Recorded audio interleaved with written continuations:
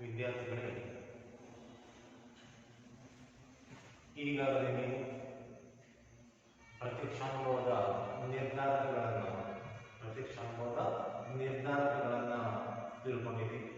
ನಾನು ಹೇಳಿದೆ ಪ್ರತ್ಯಕ್ಷಾನುಭವದ ಮೇಲೆ ಪ್ರಭಾವ ಬೀರುವ ಅಂಶಗಳಿಗೆ ಪ್ರತ್ಯಕ್ಷಾನುಭವದ ನಿರ್ಧಾರಕಗಳು ಎಂದು ಕೂಡ ಕರೀತಾರೆ ಎಂದು ಕೂಡ ಹೇಳಿದೆ. ಈ ನಿರ್ಧಾರಕಗಳು ಯಾವೆಂದರೆ, ಒಂದು ಜ್ಞಾನೇಂದ್ರಿಯಗಳ ಸ್ಥಿತಿಗತಿ ಅನ್ಕೊಂಡು ಹೇಳಿದೆ. ಎರಡನೇದಾಗಿ ಮೆದುಳು ಮತ್ತು ನರವ್ಯೂಹ ಅನ್ಕೊಂಡು ಹೇಳಿದೆ. ಮೂರನೇದು ಪ್ರೇರಕಗಳು ಅನ್ಕೊಂಡು ಹೇಳಿದೆ. ನಾಲ್ಕನೇದು ಪೂರ್ವಾನುಭವ ಅನ್ಕೊಂಡು ಕೂಡ ಹೇಳಿದೆ. ನಿರೀಕ್ಷೆಗಳು, ಅವಧಾನ ಮತ್ತು ನಂಬಿಕೆ ಮೌಲ್ಯಗಳು, ಮನೋಭಾವ ಇವು ಪ್ರತ್ಯಕ್ಷಾನುಭವದ ಮೇಲೆ ಪ್ರಭಾವ ಬೀರುವ ಅಂಶಗಳು ಎಂದು ಕೂಡ ಹೇಳಿದೆ. ಈಗಾಗಲೇ ನಿಮಗೆ ಸಂಪೂರ್ಣ ಸಂವೇದನೆ ಮತ್ತು ಪ್ರತ್ಯಕ್ಷಾನುಭವದ ಸಂಪೂರ್ಣ ವಿವರಣೆಯನ್ನ ನಾನು ನೀಡಿದೆ.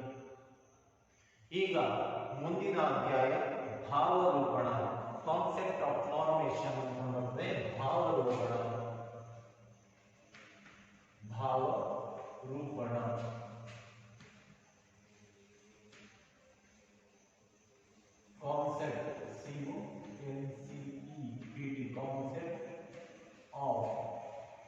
concept of formation,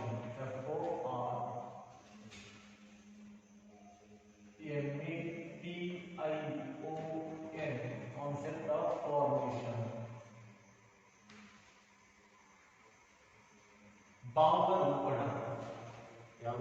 ಭಾವರೂಪಣ ಅನ್ನೋದು ಕೂಡ ಹೇಳುತ್ತೆ.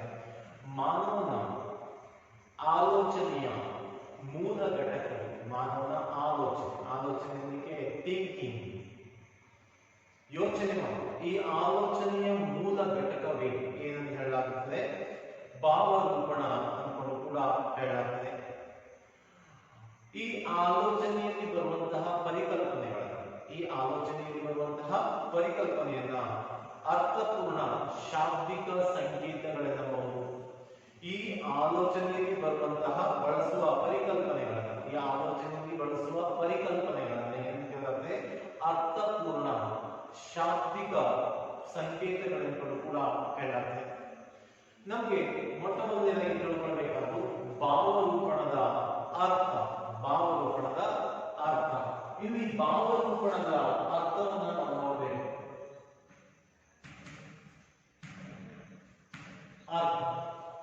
ಇಲ್ಲಿ ಭಾವರೂಪಣಕ್ಕೆ ಅಥವಾ ಪರಿಕಲ್ಪನಾ ರಚನೆಗೆ ಬಿಂಬಕಲ್ಪನೆ, ಭಾವಕಲ್ಪನೆಗಳೆಂದು ಕೂಡ ಹೇಳುತ್ತದೆ. ಭಾವರೂಪಣಕ್ಕೆ ಅಥವಾ ಪರಿಕಲ್ಪನಾ ರಚನೆಗೆ ಇಲ್ಲಿ ಬಿಂಬಕಲ್ಪನೆ,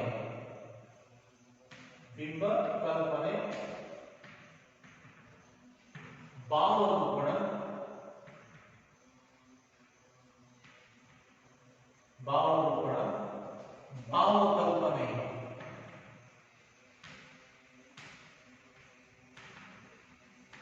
ಭಾವಕಲ್ಪನೆ ಎಂಬುದು ಕೂಡ ಕರೆಯಲಾಗುತ್ತದೆ. ಆಲೋಚನೆಗೆ ಪ್ರತ್ಯಕ್ಷ ಜ್ಞಾನ ಪ್ರಥಮ ಹೆಜ್ಜೆಯಾದರೆ ಎರಡನೇ ಹೆಜ್ಜೆ ಭಾವರೂಪಣವಾಗಿದೆ. ಆಲೋಚನೆಗೆ ಪ್ರತ್ಯಕ್ಷ ಜ್ಞಾನ ಪ್ರಥಮ ಹೆಜ್ಜೆ. ನಾವು ಯೋಚನೆ ಮಾಡಬೇಕಾದ್ರೆ ಪ್ರತ್ಯಕ್ಷವಾಗಿ ನೋಡ್ತೇವೆ, ಆ ವಸ್ತುವಿನ ಬಗ್ಗೆ ತಿಳ್ಕೊಳ್ತೇವೆ. ಯಾವುದಾದ್ರೂ ಒಂದು ವಸ್ತು ಅಥವಾ ಘಟನೆಯ ಕುರಿತು ಪ್ರತ್ಯಕ್ಷವಾಗಿ ನಾವು ನೋಡಿ ಆಲೋಚನೆಯನ್ನ ಮಾಡ್ತೇವೆ. ಎರಡನೇ ಹೆಜ್ಜೆ ಭಾವರೂಪಣ. ಯಾವುದಾದ್ರೂ ನೋಡಿ ಏನ್ ಬರ್ತದೆ ಅಂತಂದ್ರೆ, ಭಾವರೂಪಣ ಅಂದ್ರೆ ಏನು ಅನ್ಕೊಂಡು ನೀವು ತಿಳ್ಕೊಳ್ಬೇಕು. ಒಮ್ಮೆ ಪ್ರತ್ಯಕ್ಷಾನುಭವದಿಂದ ಪಡೆದ ದೃಶ್ಯವನ್ನ ಪುನಃ ಮನಸ್ಸಿನಲ್ಲಿ ಮೂಡಿಸಿಕೊಳ್ಳುವುದೇ ಭಾವರೂಪಣ. ಒಮ್ಮೆ ಪ್ರತ್ಯಕ್ಷಾನುಭವದಿಂದ ಪಡೆದ ದೃಶ್ಯವನ್ನ ಪುನಃ ಮನಸ್ಸಿನಲ್ಲಿ ಮೂಡಿಸಿಕೊಳ್ಳುವುದೇ ಭಾವರೂಪಣವಾಗಿದೆ ಎಂದು ಕೂಡ ಹೇಳ್ತಾರೆ. ಒಮ್ಮೆ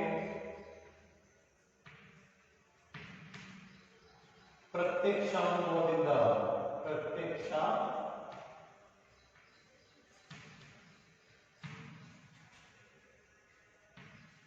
ದಿಂದ ಪಡೆದ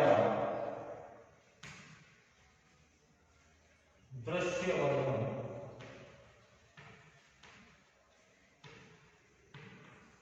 ಪುನಃ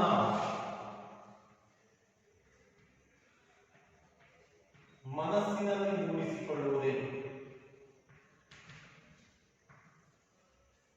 ಮೂಡಿಸಿಕೊಳ್ಳುವುದೇ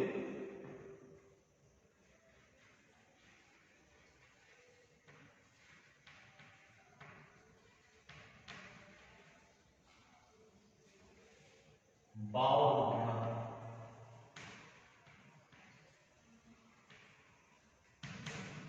ಒಮ್ಮೆ ಪ್ರತ್ಯಕ್ಷಾನುಭವದಿಂದ ಪಡೆದ ದೃಶ್ಯವನ್ನ ಅಂದ್ರೆ ನೋಡಿ, ಯಾವುದಾದ್ರೂ ಘಟನೆ ಅಥವಾ ಚಿತ್ರ, ಸಿನಿಮಾ ಅಥವಾ ಇನ್ಯಾವುದೋ ಚಿತ್ರವನ್ನು ಅಥವಾ ಇನ್ಯಾವುದೋ ಘಟನೆಗಳನ್ನ ನಾವು ಪ್ರತ್ಯಕ್ಷವಾಗಿ ನೋಡಿದ್ವಿ. ಪ್ರತ್ಯಕ್ಷವಾಗಿ ನೋಡಿದ್ದನ್ನ ಪುನಃ ನಾವು ಅದನ್ನು ಏನ್ ಮಾಡ್ತೇವೆ, ಮನಸ್ಸಿನಲ್ಲಿ ಮೂಡಿಸಿಕೊಳ್ಳುವುದೇ. ಪುನಃ ಅದನ್ನು ಏನ್ ಮಾಡುವಂಥದ್ದು, ಮನಸ್ಸಿನಲ್ಲಿ ಮೂಡಿಸಿಕೊಳ್ಳುವುದೇ ಭಾವರೂಪಣ ಎಂದು ಕೂಡ ಹೇಳಲಾಗ್ತದೆ. ಈಗ ನೀವು ಟಿವಿಯನ್ನ ನೋಡ್ತೀವಿ. ಟಿವಿಯನ್ನು ನೋಡುವಾಗ ನಿಮ್ಗೆ ಏನ್ ಹೇಳ್ತಾರೆ, ಅಲ್ಲಿ ವಾರ್ತೆ ಪ್ರಸಾರ ಆಗ್ತದೆ. ಪಬ್ಲಿಕ್ ಟಿವಿಯವರು ನ್ಯೂಸ್ ಅನ್ನು ಹೇಳ್ತಾರೆ, ಕೊರೋನಾ ವೈರಸ್ ಬಗ್ಗೆ ಹೇಳ್ತಾರೆ, ಅಥವಾ ಇನ್ಯಾವುದೋ ಅಪಘಾತವನ್ನ CCTVಯಲ್ಲಿ ಲೈವ್ ಆದದನ್ನ ಅದನ್ನು ತೋರಿಸ್ತಾರೆ. ನೀವೇನ್ ಮಾಡ್ತೀರಿ ಅಂತಂದ್ರೆ ಮತ್ತೆ ಪುನಃ ಅದನ್ನ ಮನಸ್ಸಿನಲ್ಲಿ ಏನ್ ಮಾಡ್ತೀರಿ, ಮೂಡಿಸಿಕೊಳ್ತೀರಿ. ಮನಸ್ಸಿನಲ್ಲಿ ಏನ್ ಮಾಡ್ತೀರಿ, ಮೂಡಿಸಿಕೊಳ್ತೀರಿ. ಇದನ್ನೇ ಭಾವರೂಪಣೆ ಎಂದು ಕೂಡ ಕರೆಯಲಾಗ್ತದೆ. ಅಂದ್ರೆ ಪ್ರತ್ಯಕ್ಷಾನುಭವದಿಂದ ಪಡೆದ ದೃಶ್ಯ ನಮ್ಮ ಮನಸ್ಸಿನಲ್ಲಿ ನಾವು ಕಣ್ಮುಚ್ಚಿದ ಕೂಡಲೇ ಮನಸ್ಸಿನಲ್ಲಿ ಪುನಃ ಬರ್ತದೆ. ಮನಸ್ಸಿನಲ್ಲಿ ಆ ದೃಶ್ಯನೇ ಪುನಃ ಬರ್ತದೆಯಲ್ಲ, ಅದನ್ನ ಭಾವರೂಪಣೆ ಎಂದು ಕೂಡ ಹೇಳಲಾಗ್ತದೆ. ಇನ್ನು ಜೇಮ್ಸ್ ರಾಸ್ ಇವರು ನಮ್ಮ ವಾಸ್ತವಿಕ ಅಥವಾ ಕಾಲ್ಪನಿಕ ಯೋಜನೆಯ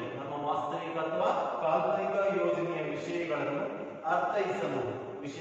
ಅರ್ಥೈಸಲು ಅರ್ಹತೆಯನ್ನ ಒದಗಿಸುವ ಮಾದರಿ ಯೋಜನೆ ಹಾಗೂ ಮಾನಸಿಕ ಭಾವನೆಗಳೇ ಭಾವರೂಪಣೆ ಎಂದು ಕೂಡ ಹೇಳಲಾಗ್ತದೆ. ನಮ್ಮ ವಾಸ್ತವಿಕ ಅಥವಾ ಕಾಲ್ಪನಿಕ ಯೋಜನೆಯ ವಿಷಯಗಳನ್ನ ಅರ್ಥೈಸಲು ಅರ್ಹತೆಯನ್ನು ಒದಗಿಸುವ ಮಾದರಿ ಯೋಜನೆ ಹಾಗೂ ಮಾನಸಿಕ ಭಾವನೆಗಳೇ ಏನಂತ ಹೇಳಲಾಗ್ತದೆ, ಭಾವರೂಪಣೆ ಎಂದು ಕೂಡ ಹೇಳಲಾಗ್ತದೆ. ಅನೇಕ ವಸ್ತುಗಳು ಅಥವಾ ಘಟನೆಗಳನ್ನ ಹೊಂದಿರುವ ಸಾಮಾನ್ಯ ಗುಣಲಕ್ಷಣಗಳನ್ನ ಪ್ರತಿನಿಧಿಸುವಂತಹ ಸಾಂಕೇತಿಕ ರಚನೆಯೇ ಅನೇಕ ವಸ್ತುಗಳು ಅಥವಾ ಘಟನೆಗಳನ್ನು ಹೊಂದಿರುವ ಸಾಮಾನ್ಯ ಗುಣಲಕ್ಷಣಗಳನ್ನು ಪ್ರತಿನಿಧಿಸುವಂತಹ ಸಾಂಕೇತಿಕ ರಚನೆಯೇ ಪರಿಕಲ್ಪನೆ ಅಥವಾ ಭಾವರೂಪಣೆ ಎಂದು ಕೂಡ ಹೇಳಲಾಗಿದೆ. ಇದಿಷ್ಟು ಭಾವರೂಪಣದ ಅರ್ಥ. ನಾನು ಹೇಳಿದೆ ಭಾವರೂಪಣ ಅಂದ್ರೆ ಏನು ಅಂತ ಹೇಳಿದೆ. ಇಲ್ಲಿ ಮಾನವನ ಆಲೋಚನೆಯ ಮೊಟ್ಟಮೊದಲನೇದಾಗಿ ಹೇಳಿದೆ, ಮಾನವನ ಆಲೋಚನೆಯ ಮೂಲ ಘಟಕವೇ ಭಾವರೂಪಣವಾಗಿದೆ. ಇಲ್ಲಿ ಭಾವರೂಪಣಕ್ಕೆ ಬಿಂಬಕಲ್ಪನೆ, ಭಾವಕಲ್ಪನೆ ಎಂದು ಕೂಡ ಹೇಳಲಾಗ್ತದೆ. ಇಲ್ಲಿ ಭಾವರೂಪಣ ಅಂದ್ರೆ ಏನು ಅಂತ ಹೇಳಿದೆ, ಮತ್ತು ಪುನಃ ಹೇಳಬೇಕಾಗ್ತದೆ. ಯಾಕೆಂದ್ರೆ ಒಂದ್ಸಲ ಹೇಳಿದ್ರೆ ನೆನಪಿರುವುದಿಲ್ಲ, ಪುನಃ ನೆನಪು ಮಾಡಿದಾಗ ಮಾತ್ರ ಅದು ನಮ್ಮ ಮನಸ್ಸಿನಲ್ಲಿ ಉಳಿಯುತ್ತದೆ. ಹಾಗೆ ಒಮ್ಮೆ ಪ್ರತ್ಯಕ್ಷಾನುಭವದಿಂದ ಪಡೆದ ದೃಶ್ಯವನ್ನ ಪುನಃ ಮನಸ್ಸಿನಲ್ಲಿ ಮೂಡಿಸಿಕೊಳ್ಳುವುದೇ ಏನೆಂದಾಯಿತು, ಭಾವರೂಪಣ ಎಂದು ಕೂಡ ಹೇಳಲಾಗ್ತದೆ. ಇನ್ನು ಭಾವರೂಪಣದ ಪ್ರಕ್ರಿಯೆಯಲ್ಲಿ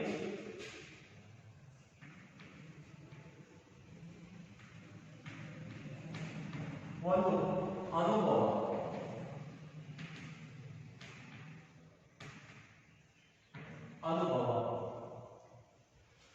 ಈ ಅನುಭವ ಕ್ರಿಯೆಯಲ್ಲಿ ಭಾವರೂಪಣ ಪ್ರಕ್ರಿಯೆಯಲ್ಲಿ ನೇರವಾಗಿ ಭಾಗವಹಿಸುವಂತಹ ಒಂದು ಪ್ರಕ್ರಿಯೆಯಾಗಿದೆ ಎಂದು ಕೂಡ ಹೇಳುತ್ತೆ. ಈ ಪ್ರಕ್ರಿಯೆಯಲ್ಲಿ ಪಂಚೇಂದ್ರಿಯಗಳು ಪಾಲ್ಗೊಳ್ಳುತ್ತವೆ. ಈ ಎಲ್ಲ ಘಟಕದಲ್ಲೂ ಕೂಡ ಒಂದು ಸಂವೇದನೆಯಿಂದ ಹಿಡಿದು ಪ್ರತ್ಯಕ್ಷ ಅನುಭವ ಹಿಡಿದು ಎಲ್ಲಿವರೆಗೆ ಭಾವರೂಪಣ ಅಲ್ಲಿಯೂ ಕೂಡ ಜ್ಞಾನೇಂದ್ರಿಯಗಳು ಭಾಗವಹಿಸುತ್ತವೆ. ಈ ಭಾವರೂಪಣ ಪ್ರಕ್ರಿಯೆಯಲ್ಲಿ ಪಂಚೇಂದ್ರಿಯಗಳು ಜ್ಞಾನದ ಅನುಭವಗಳನ್ನ ಪಡೀತವೆ.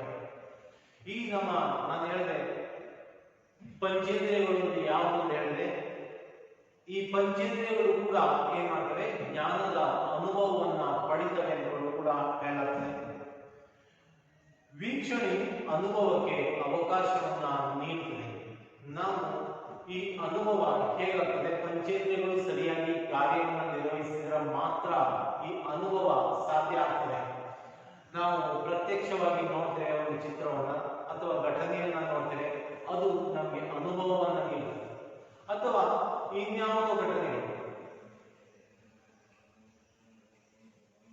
ಈ ಘಟನೆಗಳು ಕೂಡ ಏನ್ ಮಾಡ್ತೇವೆ ಪ್ರತ್ಯಕ್ಷವಾಗಿ ನೋಡಿದ್ರೆ ನಮ್ಮ ಮೇಲೆ ಪ್ರಭಾವವನ್ನ ಬೀರ್ತವೆ. ಇವು ಅನುಭವವನ್ನ ನೀಡುತ್ತವೆ. ಯಾಕೆಂದ್ರೆ ಬೆಂಕಿಯನ್ನ ಮುಟ್ಟಿದಾಗ ಕೈ ಸುಡುವಂಥದ್ದು ಅಥವಾ ಕರೆಂಟ್ ವಾಯರ್ ಅನ್ನ ಮುಟ್ಟಿದ್ರೆ ಶಾಕ್ ಹೊಡೆದಂತಹ ಅನುಭವ ಆಗ್ತದೆ, ಶಾಕ್ ಆಗ್ತದೆ. ಕೆಲವೊಂದ್ಸಲ ಸತ್ತು ಹೋಗಬಹುದು. ಆದ್ರೂ ಕೂಡ ಕೆಲವೊಂದು ಕಡಿಮೆ ವೋಲ್ಟೇಜ್ ನಲ್ಲಿ ಶಾಕ್ ಅಂತಾದಾಗ ಕರೆಂಟ್ ಅನ್ನ ಮುಟ್ಟಿದ್ರೆ ಅಂದ್ರೆ ಶಾಕ್ ಹೊಡಿತದೆ ಎನ್ನುವಂತಹ ಅನುಭವ ನಮ್ಗೆ ಆಗ್ತದೆ. ಸಾಕಷ್ಟು ಅನುಭವಗಳಾಗ್ತವೆ. ಈ ಪಂಚೇಂದ್ರಿಯಗಳು ಪಾಲ್ಗೊಂಡು ಜ್ಞಾನದ ಅನುಭವಗಳನ್ನ ನೀಡುತ್ತವೆ.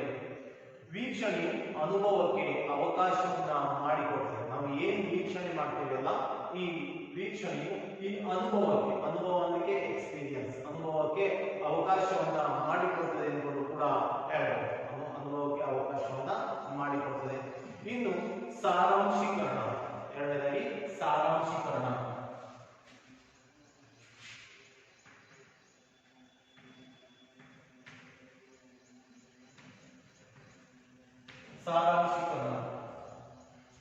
ಇಲ್ಲಿ ಸಾರಾಂಶೀಕರಣದಲ್ಲಿ ಏನ್ ಬರ್ತದೆ ಕೇಳಿದ್ರೆ ವಿಶ್ಲೇಷಣಾ ಪ್ರಕ್ರಿಯೆಯಾಗಿದೆ ಎಂದು ಕೂಡ ಹೇಳಲಾಗಿದೆ. ವಿಶ್ಲೇಷಣೆಯನ್ನ ಮಾಡಿದೆ, ಅನುಭವದಿಂದ ಪಡೆದಂತಹ ಏನು ಅನುಭವ ಪಡೆದಿರ್ತೇವೋ, ಪಂಚೇಂದ್ರಿಯಗಳಿಂದ ಏನು ಅನುಭವವನ್ನು ಪಡೆದಿರ್ತೇವೆಯೋ, ಈ ಸಾರಾಂಶೀಕರಣ ಏನ್ ಮಾಡ್ತದೆ, ಅದನ್ನ ವಿಶ್ಲೇಷಣೆಯನ್ನ ಮಾಡ್ತದೆ ಎಂದು ಕೂಡ ಹೇಳಬಹುದು.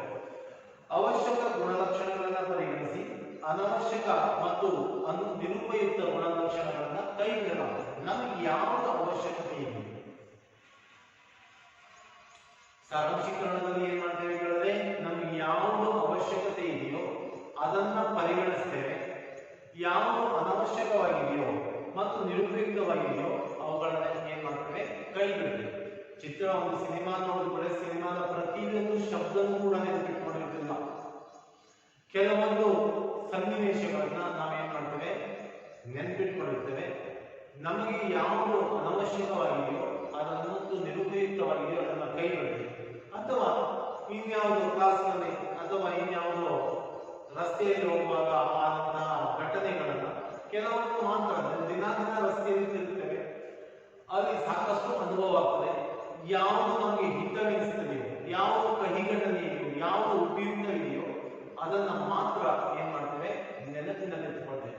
ನಿರುಪಯುಕ್ತವಾದನ್ನ ಅನವಶ್ಯಕವಾದನ್ನ ಏನ್ ಮಾಡ್ತೇವೆ, ಕೈ ಬಿಡ್ತೇವೆ ಅಂತ ಕೂಡ ಹೇಳಬಹುದು. ಬಹಳಷ್ಟು ಸನ್ನಿವೇಶಗಳಲ್ಲಿ ಅನುಭವ ಸಾಮಾನ್ಯ ಅಂಶಗಳನ್ನ ಶೋಧಿಸುವಂತಹ ಒಂದು ಪ್ರಕ್ರಿಯೆಯಾಗಿದೆ ಎಂದು ಕೂಡ ಹೇಳಬಹುದು. ಅನುಭವ ಏನಾಗಿದೆ, ಸಾಕಷ್ಟು ಶೋಧಿಸುವಂತಹ ಒಂದು ಪ್ರಕ್ರಿಯೆಯಾಗಿದೆ ಎಂದು ಕೂಡ ಹೇಳಲಾಗಿದೆ. ಇನ್ನು ಸಾಮಾನ್ಯೀಕರಣ.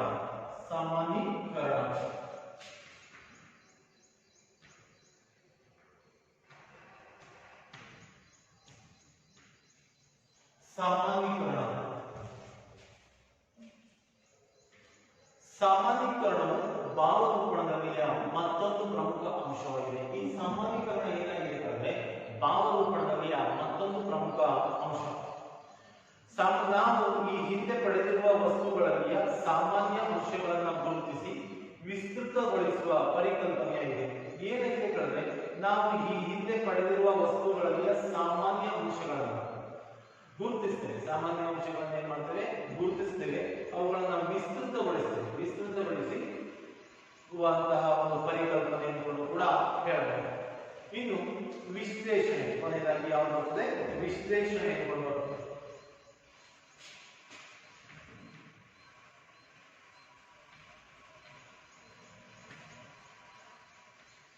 ವಿಶ್ಲೇಷಣೆ ಇಲ್ಲಿ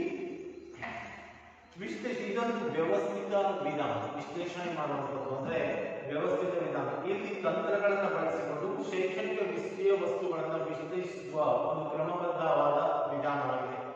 ಇಲ್ಲಿ ಶೈಕ್ಷಣಿಕ ವಿಷಯ ವಸ್ತುಗಳನ್ನು ಏನ್ ಮಾಡ್ತೇವೆ? ಕೆಲವೊಂದು ತಂತ್ರಗಳನ್ನು ಬಳಸ್ತಾರೆ.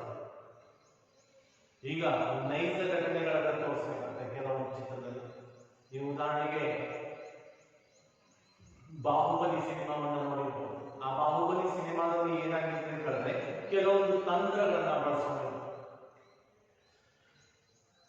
ಅದರ ಜೊತೆಗೆ ಶಿಕ್ಷಣದಲ್ಲಿಯೂ ಕೂಡ ಶೈಕ್ಷಣಿಕ ವಿಷಯ ವಸ್ತುಗಳನ್ನ ಏನ್ ಮಾಡಲಾಗ್ತದೆ?